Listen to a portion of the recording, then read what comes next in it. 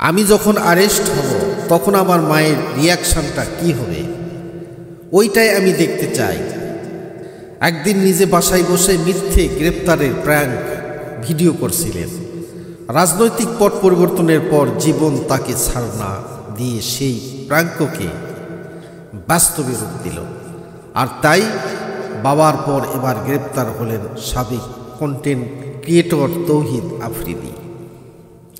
আল্লাহ ছাড় দেন কিন্তু ছেড়ে দেন না, এই কথাটি ইসলামী আকিদার একটি গুরুত্বপূর্ণ নীতিকে প্রতিফলিত করে।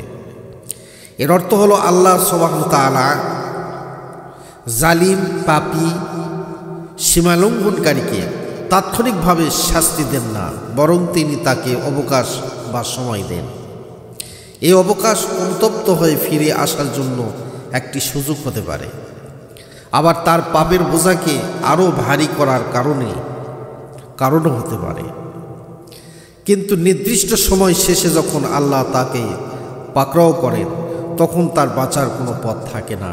এই নীতির সবচেয়ে সুস্পষ্ট এবং সরাসরি প্রমাণ পাওয়া যায় সহিহ বুখারী এবং সহিহ মুসলিম শরীফের হাদিসে। হাদিসটি আবু মুসা আল আশআরী রাদিয়াল্লাহু তাআলা থেকে বর্ণিত। রাসূল পাক সাল্লাল্লাহু আলাইহি ওয়াসাল্লাম বলেছেন, আন আবি মুসা আল আশআরী রাদিয়াল্লাহু তাআলা قال قال رسول الله صلى الله عليه وسلم إن الله لا يملي للظالم حتى إذا أخذه لم يفلت قال ثم قرأ وكذلك أخذ ربك إذا أخذ القرى وهي ظالمة إن أخذه أليم شديد। নিশ্চয় আল্লাহ জালিমকে অবকাশ দেন, অবশেষে যখন তাকে পাকড়াও করেন তখন আর ছাড়েন না। এরপর রাসূলুল্লাহ সাল্লাল্লাহু আলাইহি ওয়াসাল্লাম এই আয়াতটি তেলাওয়াত করলেন, আর এমনই তোমার রবের পাকড়াও যখন তিনি জনপদগুলোকে পাকড়াও করেন তাদের জালিম অবস্থায়, নিশ্চয়ই তার পাকড়াও অত্যন্ত যন্ত্রণাদায়ক, কঠোর। সহিহ বুখারী এবং মুসলিম শরীফের হাদিস। কোরআনে কারিমে আল্লাহ রাব্বুল আলামিন বিভিন্ন আয়াতে কথাগুলো বলছেন। আল্লাহ পাক বলছেন, ওয়ালা তাহসাবানাল্লাহা গাফিলান আম্মা ইয়ামালুজ জালিমুন ইন্নামা ইউআখিরুহুম লিয়াওমা তাশখাসু ফীহিল আবসার। আর তুমি কখনো মনে করো না যে জালিমরা যা করে সে বিষয়ে আল্লাহ গাফিল। তিনি তো তাদের সেদিন পর্যন্ত অবকাশ দেন যেদিন তাদের চোখগুলো ভয়ে স্থির হয়ে যাবে। এরপরে আল্লাহ পাক আবার বলছেন, ওয়ালা ইয়াহসাবানাল্লাযীনা কাফারু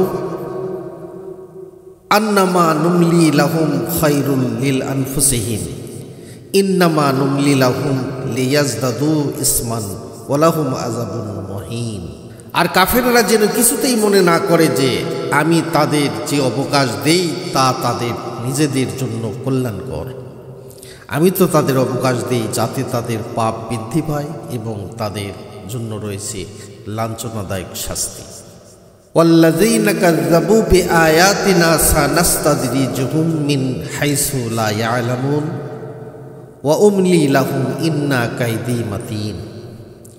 আর যারা আমার আয়াতগুলোকে মিথ্যা প্রতিপন্ন করছে আমি তাদের ধীরে ধীরে এমনভাবে পাকড়াও করব যে তারা জানতেও পারবে না, আর আমি তাদের অবকাশ দিব।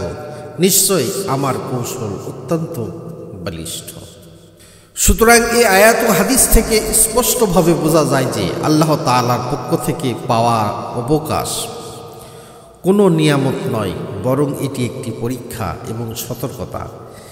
এই সময়ের মধ্যে যদি কেউ তওবা করে ফিরে আসে তবে আল্লাহ ক্ষমাশীল, কিন্তু যে ব্যক্তি এই অবকাশকে সুযোগ মনে করে পাপের নিমজ্জিত থাকে তার জন্য আল্লাহর পক্ষ থেকে নির্ধারিত রয়েছে কঠোর যন্ত্রণাদায়ক শাস্তি, যা থেকে পালানোর কোনো সুযোগ নেই।